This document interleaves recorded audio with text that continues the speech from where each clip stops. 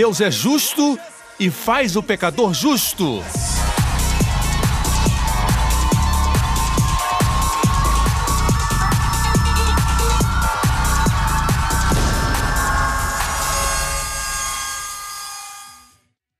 No último programa, sob a lei, você tem que se arrepender antes para que Deus abençoe você. Mas na graça, Deus abençoa você primeiro e depois você recebe a bênção e sua bondade, e a bondade de Deus leva você para o arrependimento.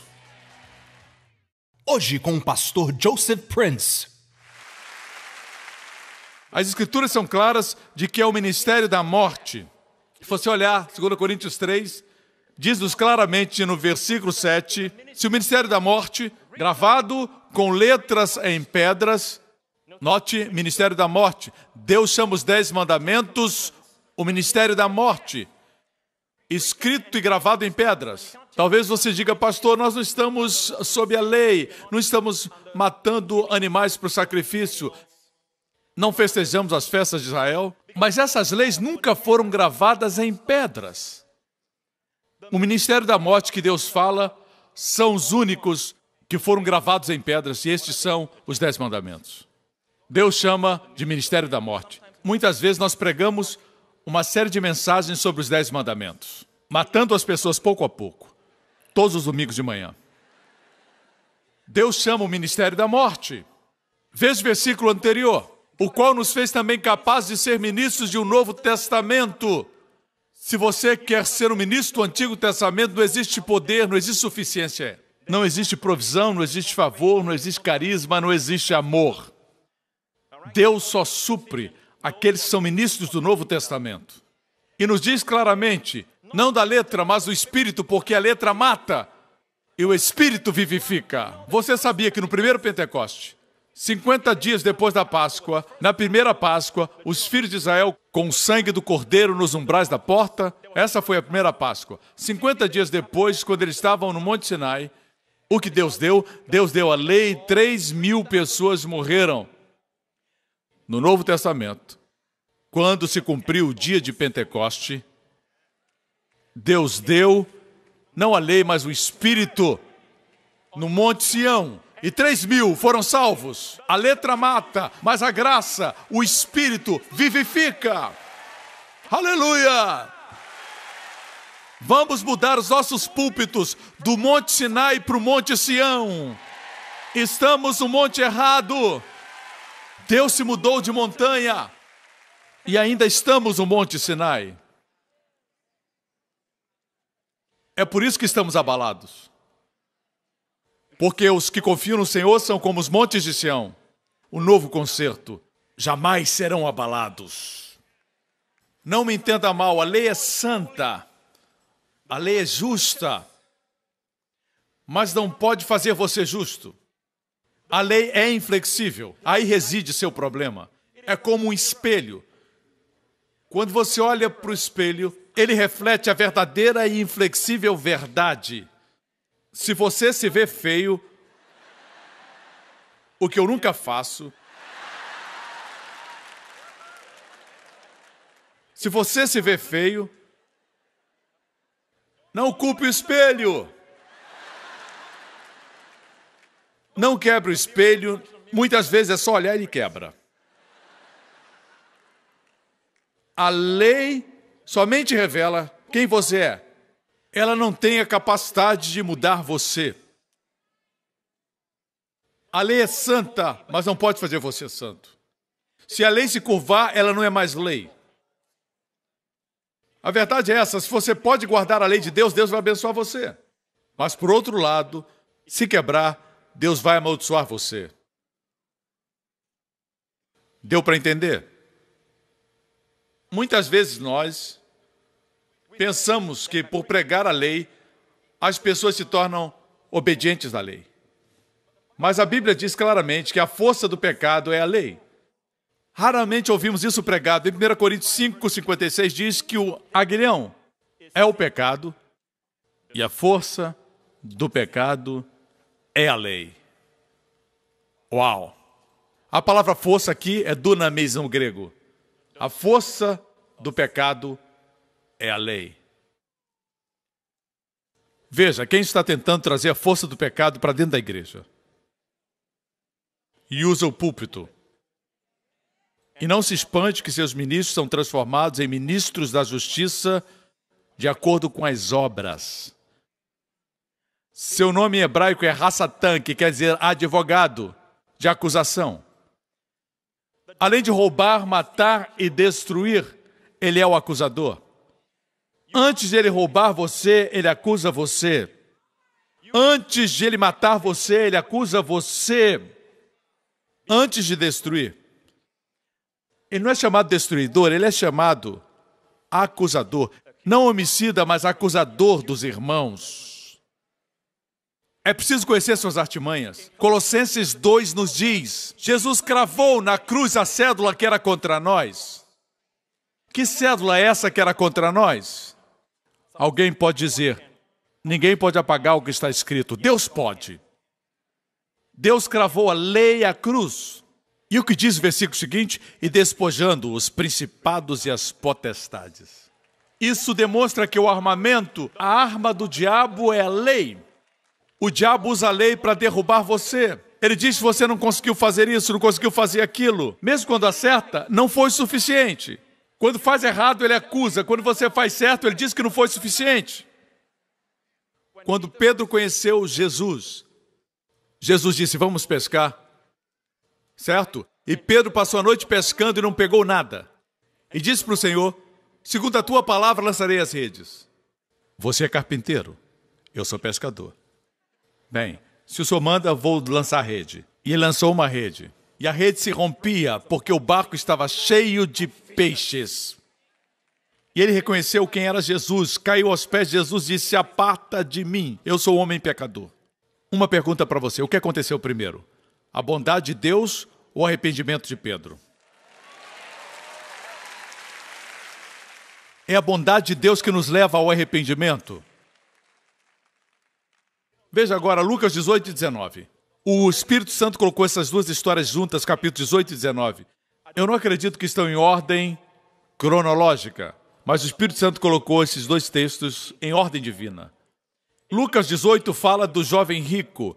Lucas 19 fala de Zaqueu. Em Lucas 18, o jovem rico veio a Jesus e disse: o que devo fazer? O que devo fazer para herdar vida eterna? Ele estava enfatizando os seus feitos. Jesus deveria ter dado a ele uma resposta evangelística: creia em mim e será salvo. Mas ele não fez isso. Jesus deu a ele a lei.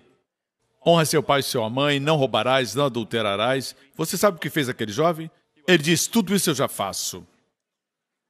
Quando você se orgulha de cumprir a lei, Jesus sempre vem a você e diz: lhe falta uma coisa. Porque pela lei vem o conhecimento do pecado. Deus nunca deu a lei para justificar o homem. Deus deu a lei para que toda boca se cale e todo mundo seja culpado diante de Deus e reconheça a necessidade da graça. Jesus disse: uma coisa lhe falta. Vende tudo que você tem, dá ao pobre, vem e siga-me. Esse é o primeiro mandamento: não ter outro Deus, nem mesmo mamon, nem mesmo dinheiro. A Bíblia diz que o jovem foi triste. No capítulo seguinte, Zaqueu, Jesus veio a Jericó e a Bíblia diz que Zaqueu era pequeno e subiu numa árvore, era baixinho e subiu numa árvore. A resposta é sempre o madeiro. Ele olhou para baixo, Jesus olhou para cima e disse: Zaqueu, desce que hoje vou cear na sua casa. Uau! E todos começaram a murmurar porque Zaqueu era um coletor de impostos. Era um traidor da sua nação. E o escândalo da graça começa. Ele vai comer na casa de um pecador. Ele vai participar desse programa de TV secular. Desculpa, ele vai para a casa de Zaqueu.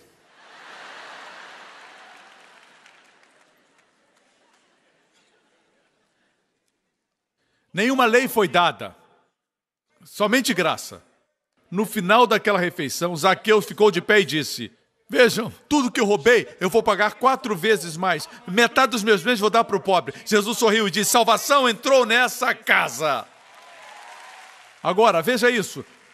Em Lucas 18, Jesus deu ao jovem rico a lei e ele não deu nem um real de oferta. Na graça, Jesus não deu nenhuma lei, somente graça, e a carteira de Zaqueu se abriu, sua casa foi aberta, tudo na vida de Zaqueu foi aberto.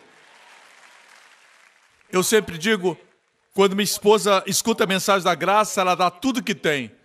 Eu temo que um dia ela me dê de oferta. A graça faz você generoso. A graça abre o seu coração. Alguns pastores pensam que se pregarem a graça, as pessoas vão parar de ofertar. Mas isso não é verdade. Eles darão com a motivação correta. Não com medo da maldição, mas darão, porque a graça de Deus está sobre eles em abundância. Amém? Temos adicionado ao Evangelho. Isso é triste. Jesus morreu na cruz para nos dar a dádiva da justiça. Ele se tornou nosso pecado para que nós possamos nos tornar sua justiça. Ele foi amaldiçoado para sermos abençoados. Ele se fez pobre na cruz para que nós sejamos ricos. Ele vestiu a coroa de espinhos para que tenhamos a coroa da paz. Mas nós adicionamos ao Evangelho. É sempre Jesus mais alguma coisa. Jesus mais restituição. Vocês têm esse ensinamento aqui? Não nessa igreja. Essa igreja crê na graça, mas temos esse ensino aqui na América. Não basta ser salvo, você tem que pagar tudo aquilo que foi tirado. Se você era um ladrão, tem que pagar tudo que roubou. Isso é impossível. Imagina o ladrão na cruz. Quando Jesus foi pregado, o ladrão se virou para Jesus e disse: lembra-te de mim quando entrares no teu reino. E se Jesus dissesse para ele: você vai ter que fazer restituição? O ladrão diria: eu faria, Senhor, mas eu estou crucificado. Mas não foi assim que aconteceu. Ele disse: lembra-te de mim, hoje você vai estar comigo no paraíso. Aleluia! Ele fez tudo fácil, amigos. Glória ao seu santo nome. Seu maravilhoso nome, aleluia. Esse é o nosso Deus. Esse é o nosso Rei. Ele morreu por nós. Ele morreu por nós. Jesus é incrível. Nós queremos raciocinar como homens, mas na economia de Deus, Ele ama quando extraímos dele. Como na história de Marta e Maria. Quando Jesus veio para a casa de Marta, Marta foi para a cozinha e ela estava ocupada, mas Maria se sentou aos pés de Jesus. No costume oriental, o que Maria fez foi rude. O que Marta fez estava certo, socialmente, mas do ponto de vista de Deus, Ele queria que Maria estivesse exatamente onde estava, extraindo dele, ouvindo sua palavra. E Marta saiu e ela estava estressada, ela estava angustiada, estava nervosa. O senhor não se importa que minha irmã me deixe servindo sozinha? Ela culpou os dois.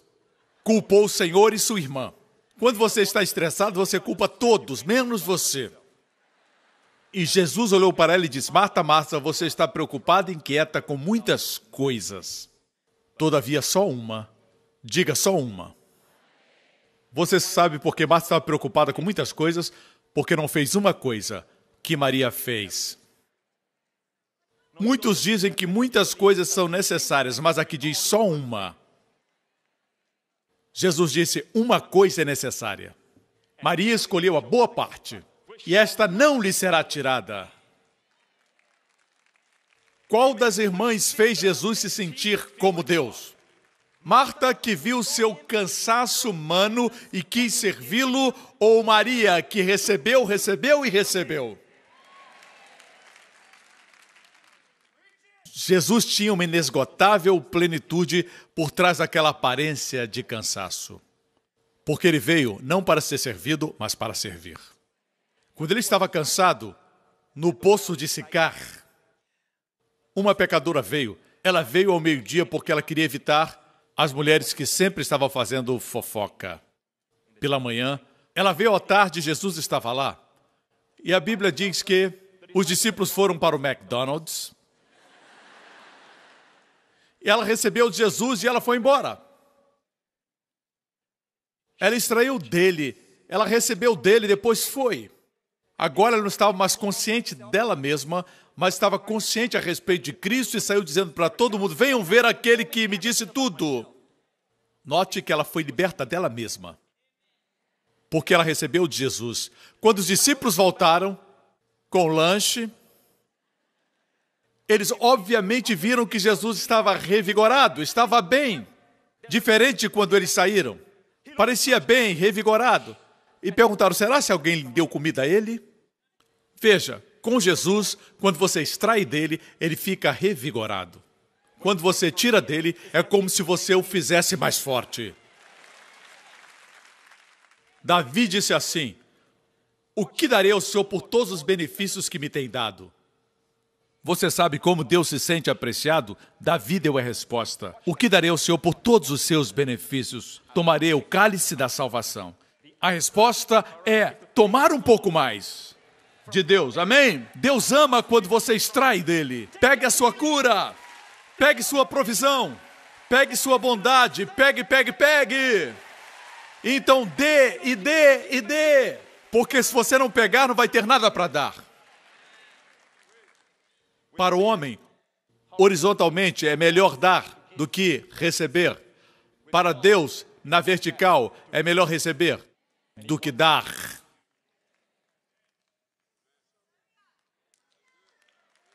Amém. Muitas vezes, vamos a Jesus para uma pregação, vamos para Jesus para receber algo e dar para alguém. A gente vem buscar água ao invés de beber. Você pode pegar água e ainda morrer de sede. Mas Jesus diz: se você vier a mim e beber é algo pessoal. Venha a mim e beba. Do seu interior vão fluir rios de água viva para os outros. Amém. Deixe-me concluir.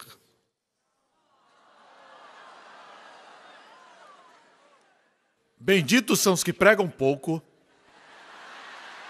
porque serão convidados para voltar. Assim diz um grande homem de Deus. Eu não sou bobo, não. Certa vez, trouxeram uma mulher pega no adultério e a lançaram diante de Jesus quando ele ensinava no templo. E os fariseus disseram: mestre, pegamos esta mulher no ato do adultério.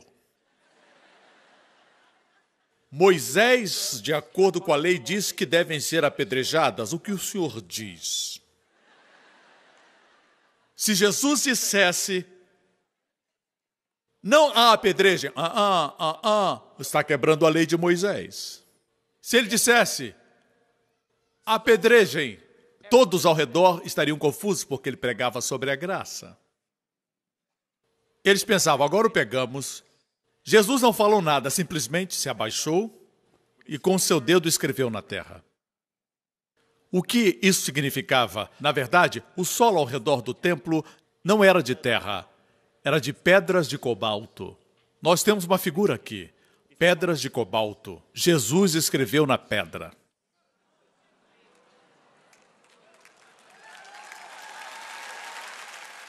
Ele diz com isso: vocês pretendem falar comigo sobre a lei? Eu sou aquele que deu a lei. Mas já que trouxeram a lei, é como se Jesus pegasse o açoite da lei e batesse neles, dizendo: quem não tem pecado entre vocês, jogue a primeira pedra. Ele não quebrou a lei, ele cumpriu a lei, mas só alguém sem pecado podia lançar a primeira pedra. E um a um, largaram as pedras. Jesus se abaixou de novo e pela segunda vez escreveu na pedra. Agora, Deus deu os 10 mandamentos 2 vezes. Deus escreveu na pedra 2 vezes. As primeiras tábuas não chegaram lá embaixo. Moisés quebrou.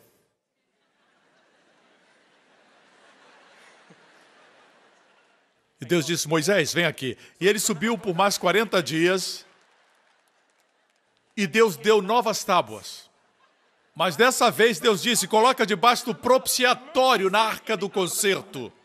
A misericórdia está acima do juízo. É por isso que a Bíblia diz, quando você cai da graça, veja, a graça está acima da lei. Você cai da graça. E pela segunda vez, depois de dizer, os que não têm pecado, lancem a primeira pedra. Ele se ajoelhou pela segunda vez e escreveu. De forma simbólica, testificando que ele é o que deu a lei. Somente um não tinha pecado e podia jogar a pedra naquele dia. E o seu nome é?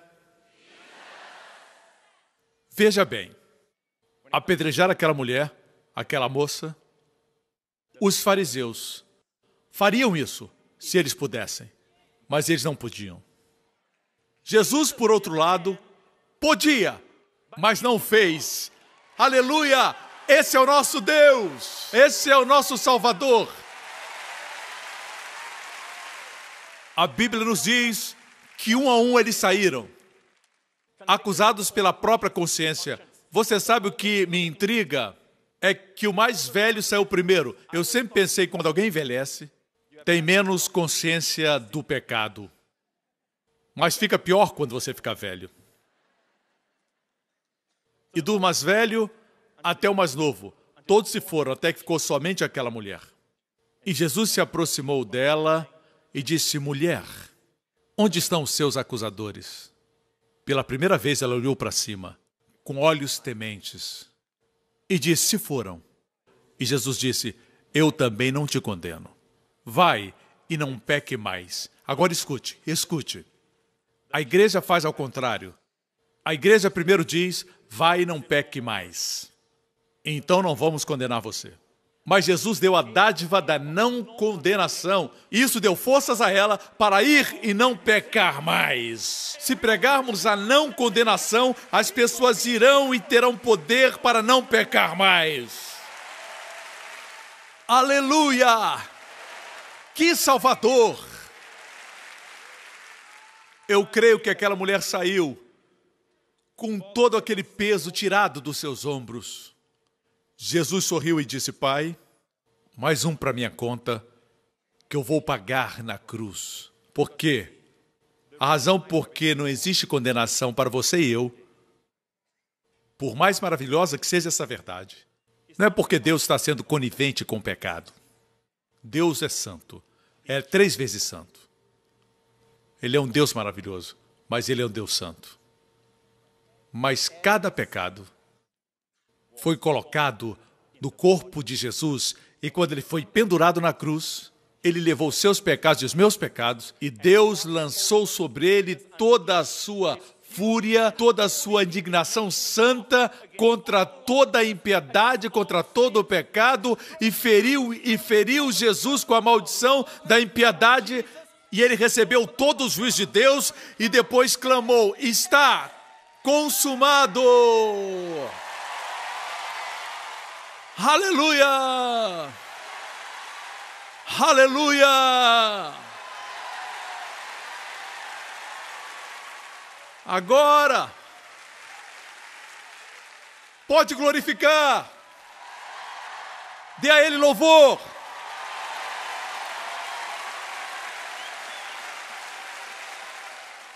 E agora, a razão porque não existe agora condenação para você e para mim, mesmo quando pecamos, não é porque Deus está mais suave, mas porque a santidade de Deus não pode punir o mesmo pecado 2 vezes.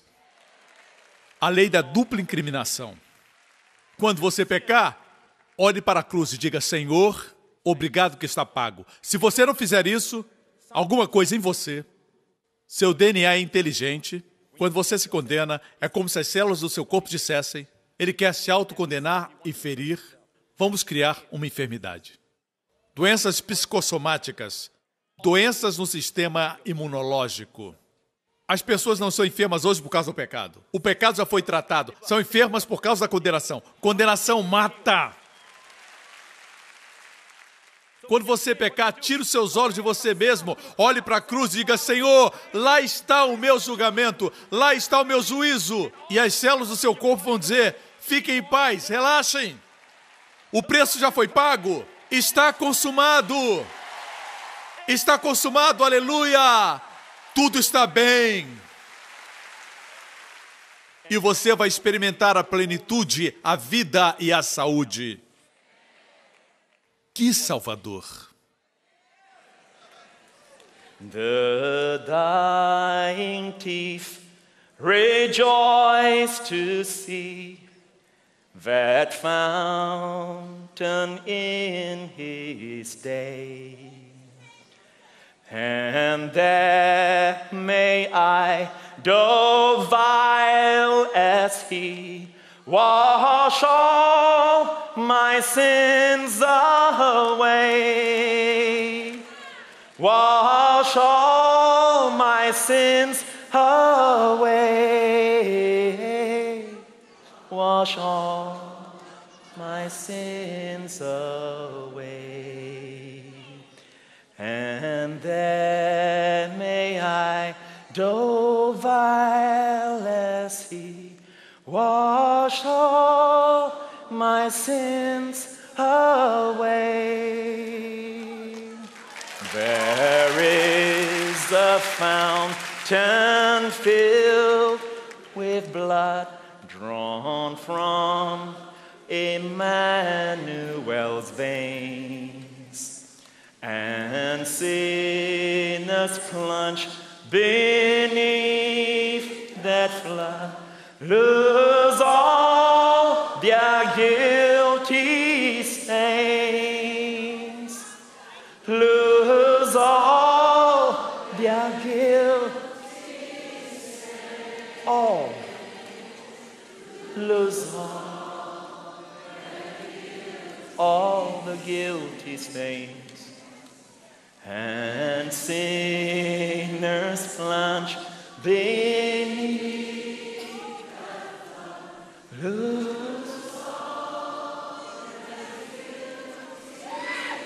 Obrigado, Jesus. Dê a Ele o louvor.